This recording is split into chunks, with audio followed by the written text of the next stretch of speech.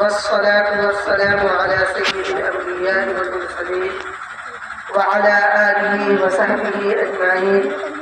أما بعد فأعوذ بالله من الشيطان الرجيم. بسم الله الرحمن الرحيم. اقرأ باسم ربك الذي خلق. صدق اللہ مولانا العظیم. میرے محترم بزرگوں اور عزیز ساتھیوں، پردہ نشین ماں اور بہنوں، اللہ تبارک و تعالیٰ کا لاکھ لاکھ شکر ہے کہ اللہ تبارک و تعالیٰ نے آپ کے گاؤں میں ایک دینی مکتب اور ایک دینی مدرسہ کی بنیاد آپ ہی کے گاؤں پہ ایک عالم دین کے ہاتھوں سے رکھا ہے. میرا محترم، اللہ تبارک و تعالیٰ نے انسان کو دنیا میں بھیجا ہے اور اللہ تبارک و تعالیٰ نے انسان کے جسم کو جو بنایا ہے اس میں دو حصہ رکھا ہے. ایک ہے جسم اور ایک ہے اس کے اندر روح. اور اللہ تبارک و تعالیٰ نے جسم کو مٹی سے بنایا اور روح کو نور سے بنایا. تو جب جسم کو بھوک لگے گی اور وہ جسم مٹی کا بنا ہوا ہے تو اس کو کھانا بھی مٹی سے ملے گا. اور جب روح کو بھوک لگے گی، روح جب نور سے بنا ہے تو اس کا کھانا بھی نورانی ہوگا. اتنے دنوں سے آپ کے گاؤں میں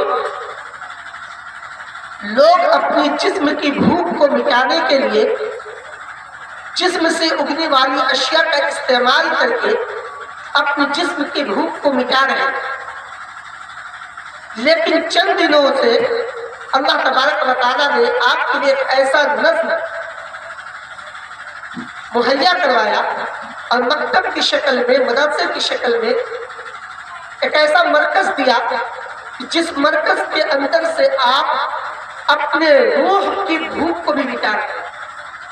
اتنے دنوں سے صرف آپ اپنی جسمانی بھوک کو مٹا رہے تھے، آپ کا روح بھوکا تھا اور اس کو کوئی غذا نہیں مل رہی تھی اور اس کو کوئی اچھا کھانا نہیں مل رہا تھا جس کے بنیاد پر وہ روح جو نورانی ہے اس کو کھانا مل سکے اور آپ اپنے حقیقی مقصد کو اور اللہ تبارک و تعالیٰ نے جو دنیا میں بھیجا ہے اس مقصد کو پہچان سکے اور اللہ کو پہچان سکے.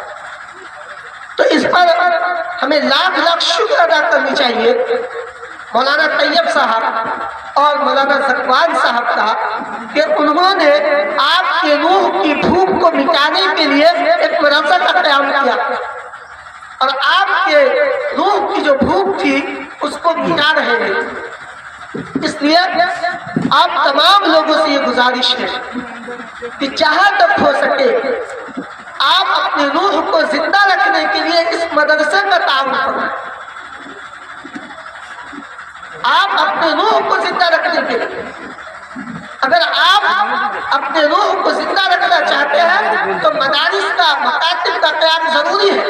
اور آپ کے گاؤں میں یہ مدرسہ اور مکتب کھل چکا ہے، لہذا اب آپ کو چاہیے کہ اپنی روح کے بقا کے لیے، اپنے روح کو فائدہ پہنچانے کے لیے، اپنے حقیقی مقصد کو جو اللہ تبارک و تعالیٰ نے دنیا میں بھیجا ہے اس کو پہچاننے کے لیے اس مدرسے کا تعاون دو شکل سے. اللہ نے آپ کو اولاد دی ہے تو آپ اپنے بچے کو اس مدرسے میں بھیجیں. اللہ نے آپ کو اولاد سے نہیں نوازا یا یہ کہ آپ کی اولاد اتنی بڑی نہیں ہے جو مدرسے میں آ کے دینی تعلیم حاصل کر سکے، تو کم سے کم آپ اپنے مال سے اس مدرسے کا تعاون کریں. اصل ہندوستان کے اندر ایمان کی بقا اور ایمان کا تحفظ اسی مدارس کے اوپر منحصر ہے. جس گاؤں، جس محلے، جس علاقے میں مدرسہ نہیں ہوتا ہے، دینی تعلیم کا کوئی مرکز نہیں ہوتا ہے، وہاں کے لوگ دین سے بیزار ہوتے ہیں اور دین سے دور ہوتے ہیں۔ ہمیں اللہ کا شکر ادا کرنی چاہیے کہ اللہ تبارک و تعالیٰ نے اس محلے میں، اس گاؤں کے اندر ایک دینی مرکز کا وجود اور اس کا قیام عمل میں لایا۔ میں نے قرآن کریم کی آیت پڑھی، اقرأ باسم ربک الذی خلق۔ اسی طریقے سے اللہ تبارک و تعالیٰ نے قرآن کریم میں فرمایا الرحمن علم القرآن خلق الانسان۔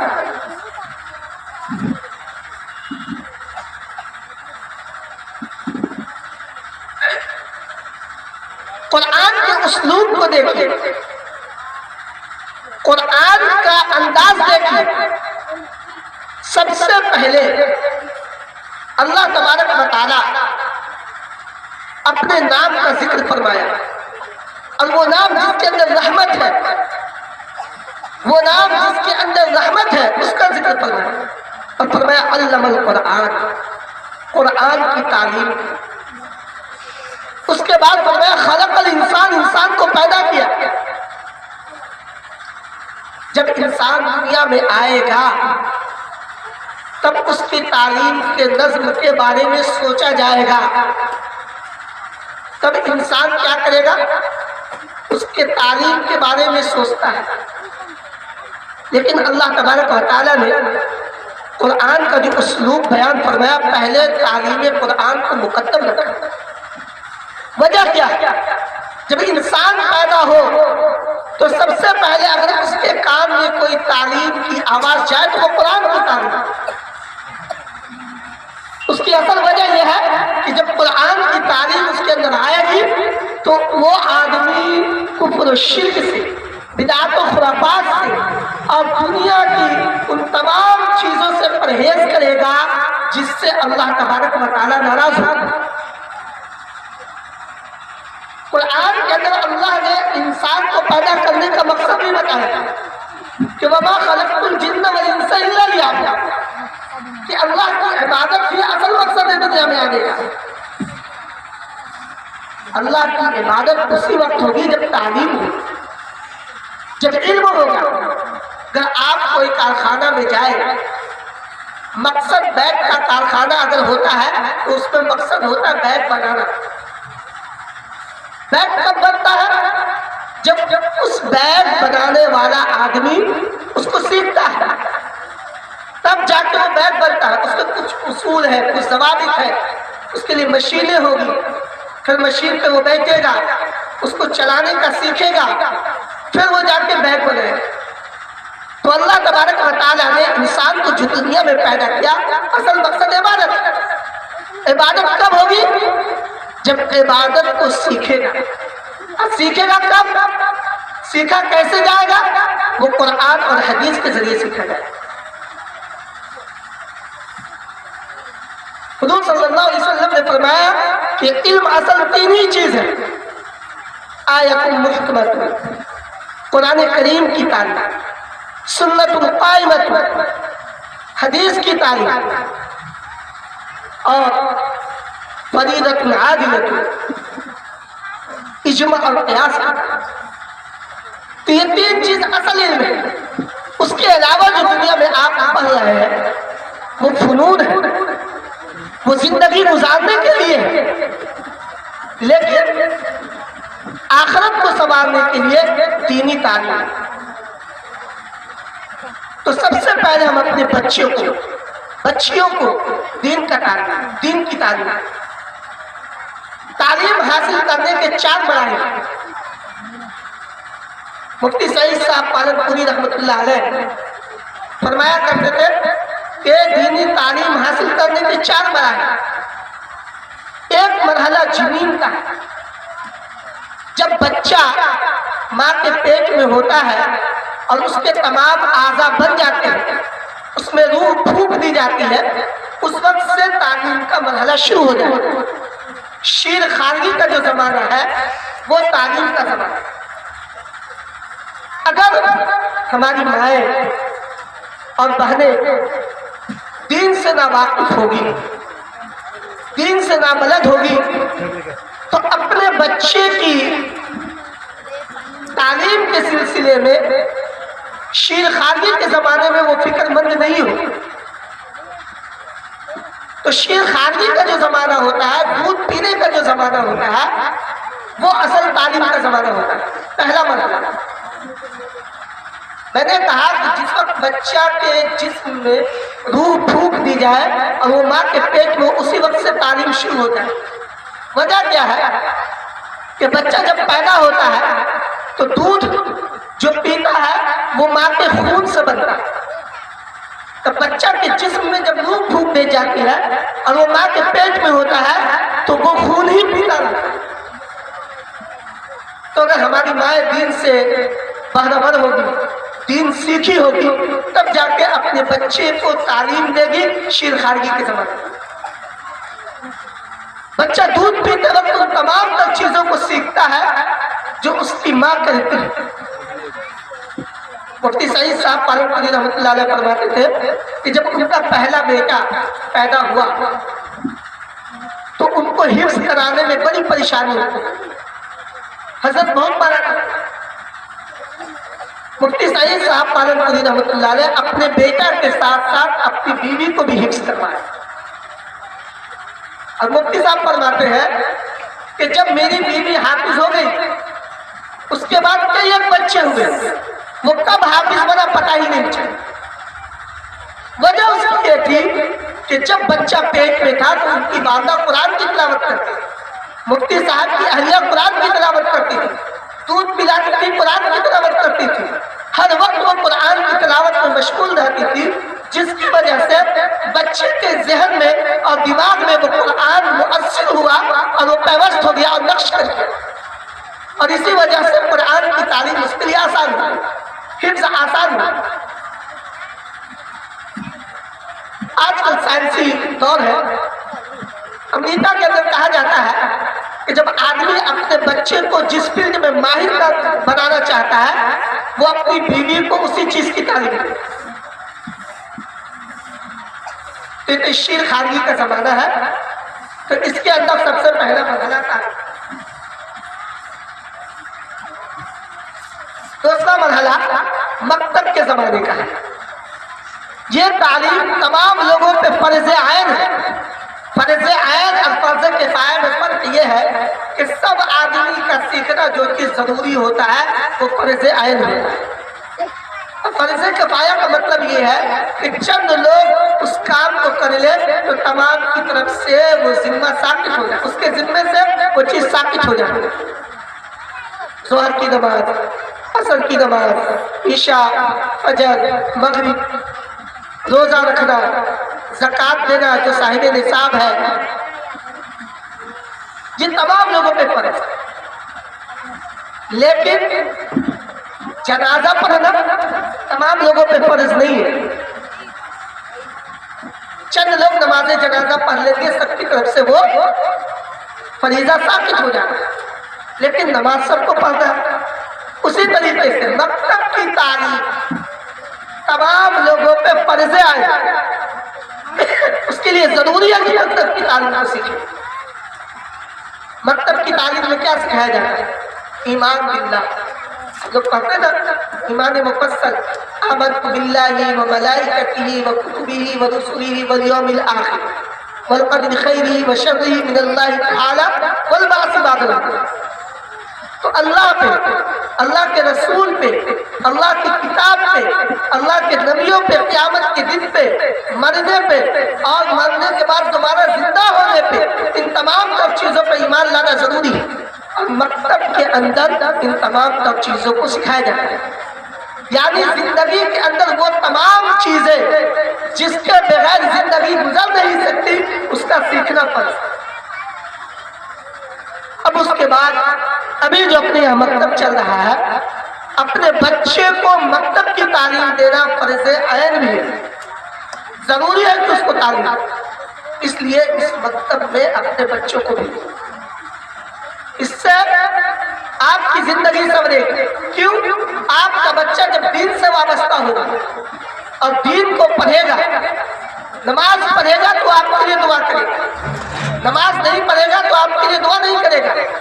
بہت سارے لوگ دنیا سے چلے گئے ہیں، وہ اپنے باپ کو سال میں ایک دفعہ یاد کرتا ہے، لیکن جس کے بچے حافظ ہیں، جس کے بچے عالم ہیں، جو دین سے وابستہ ہے، وہ ہر نماز میں اپنے والدین سے دعا رب ارحمہما کما ربیانی صغیرا، اس طریقے سے دعا کرو۔ اور حضور صلی اللہ علیہ وسلم نے فرمایا کہ انسان دنیا سے چلا جاتا ہے، اذا مات الانسان انقطع عملہ، جب انسان دنیا سے جاتا ہے تو اس کے عمل کا جو سلسلہ ہوتا ہے ختم ہوتا ہے، لیکن تین چیز ایسی ہوتی ہے نا کہ اگر وہ دنیا میں کر کے جاتا ہے تو اس کا فائدہ اس کو پہنچتا رہتا ہے۔ اس میں سے ایک چیز یہ ہے کہ اپنے بچے کو دیندار بنا کے دیا، اور اس میں سے ایک چیز یہ ہے کہ اس نے کوئی ایسا کام دنیا میں کر کے دیا ہو جس سے لوگ فائدہ اٹھاتے ہیں۔ تو اب مجھے یہ بتائیں کہ آپ مالی اعتبار سے بھی اور آپ جانی اعتبار سے بھی اس مدرسے کا تعاون فرمائیں۔ اگر بچے کو بھیجیں گے پڑھیں گے وہ آپ کے لیے صدقہ جاریہ بنے گا۔ اگر آپ کے پاس بچے نہیں ہیں یا بڑی عمر کو پہنچ چکے ہیں، مدرسے میں نہیں آ سکتے ہیں، تو آپ اپنا مال اس مدرسے پہ خرچ کیجئے تاکہ اس کے ذریعے سے آپ کو مرنے کے بعد فائدہ پہنچے۔ تو اصل یہ بتانا مقصود ہے کہ اپنے بچے کو دین کی تعلیم، حضور صلی اللہ علیہ وسلم نے اللہ تبارک و تعالیٰ نے والدین کے حقوق بچوں پر اور بچوں کے حقوق والدین کے اوپر رکھے۔ اگر آج آپ بچے کے حقوق کو ادا نہیں کریں گے تو آنے والے وقت میں بچے آپ کے حقوق کو ادا نہیں کریں گے۔ بچے کے حقوق میں سے یہ ہے کہ اس کا اچھا نام رکھے اور اچھی تعلیم دیں، دین کی تعلیم دیں۔ اگر آپ دین کی تعلیم نہیں دیں گے تو ایسی صورت میں جب آپ دنیا سے جائیں گے یا دنیا کے اندر آپ کے بچے آپ کے حقوق کو ادا نہیں کریں گے۔ سب سے پہلے آپ بچے کو حقوق کو ادا کریں۔ تو اس لیے بہت خوشی اور مسرت کی بات ہے کہ یہاں بچے بھی تعلیم حاصل کر رہے، بچے بھی تعلیم حاصل کر رہے۔ ہمارے یہاں ایک ماحول بنا ہوا ہے کہ بچے ہی دینی تعلیم حاصل کر سکتے ہیں، بچہ ہی عالم بن سکتا ہے، بچہ ہی فاضل بن سکتا ہے، لیکن یہ اسلام کا مزاج نہیں ہے۔ آپ اسلامی تعلیم کو اٹھا کر دیکھیں تو عورتوں کا اسلامی تعلیم میں بنیادی کردار ہے۔ حضرت عائشہ رضی اللہ تعالیٰ عنہ تقریباً 2210 روایتیں ان سے مروی۔ حضرت عائشہ رضی اللہ تعالیٰ عنہ اپنے زمانے کی فقیہ، محدث، مفتیہ تھی۔ اس کے علاوہ بہت ساری عورتیں ہیں جو اس اسلامی تعلیم کے اندر بنیادی کردار ادا کیا ہے۔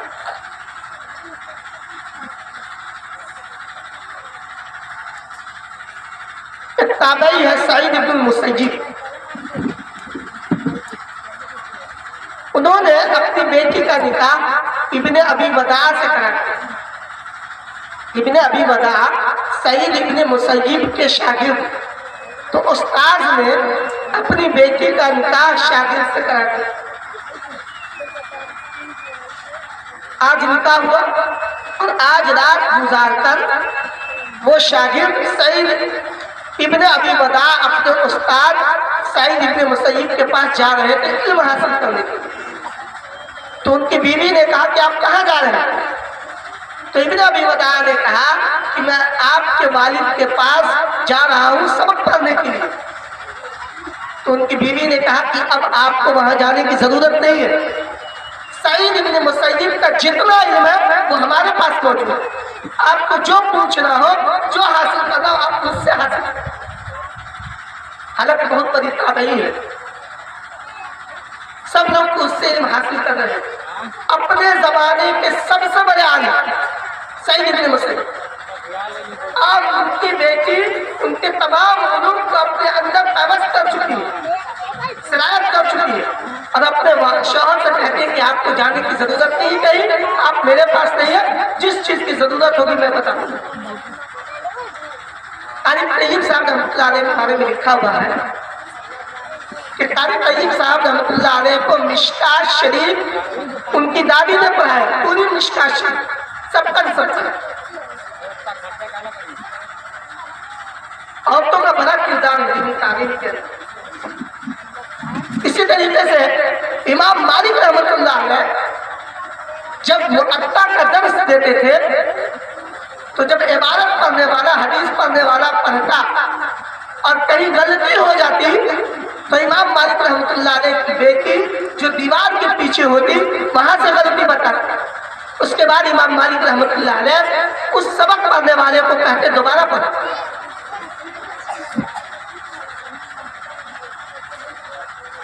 ایک کتاب ہے بدائل تحفۃ الفقہاء، ایک کتاب ہے اس کی شرح۔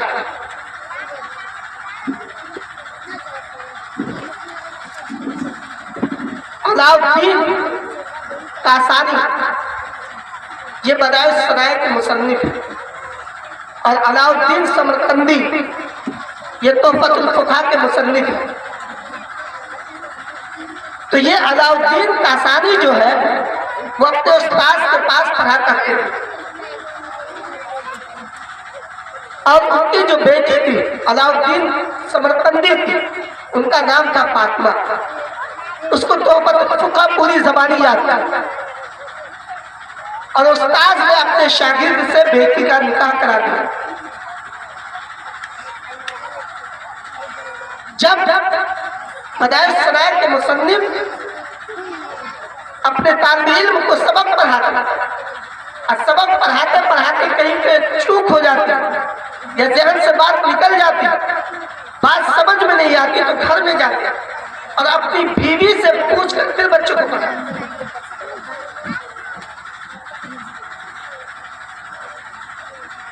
یہ عورتیں، یہ بچیاں اس معاشرے کا سب سے قیمتی سرمایہ ہے۔ اگر ہم اپنی بچیوں کو دینی تعلیم سے آراستہ کرتے ہیں، ہم اپنی بچیوں کو عالمہ حافظہ بناتے ہیں، تو ایک صالح معاشرے کی تشکیل میں ان کا سب سے بڑا ہاتھ ہوگا۔ ہم یہاں کہتے ہیں کہ ایک مرد پڑھا تو فرد پڑھا، اگر عورت پڑھی تو پورا خاندان پڑھا۔ کیوں؟ مرد پڑھنے کے بعد دنیا گاؤں میں سے نکل جاتا ہے، شہر چلا جاتا ہے، کماتا ہے، گھر کی جو ذمہ داری ہوتی وہ عورتوں کے اوپر ہوتی۔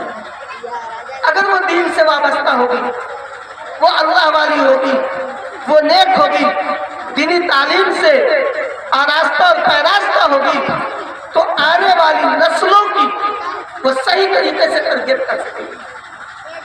جب وہ خود دین سے نابلد اور ناواقف ہوگی، دین کو نہیں جانے گی، تو اپنے بچوں کی صحیح تربیت نہیں کر سکتی۔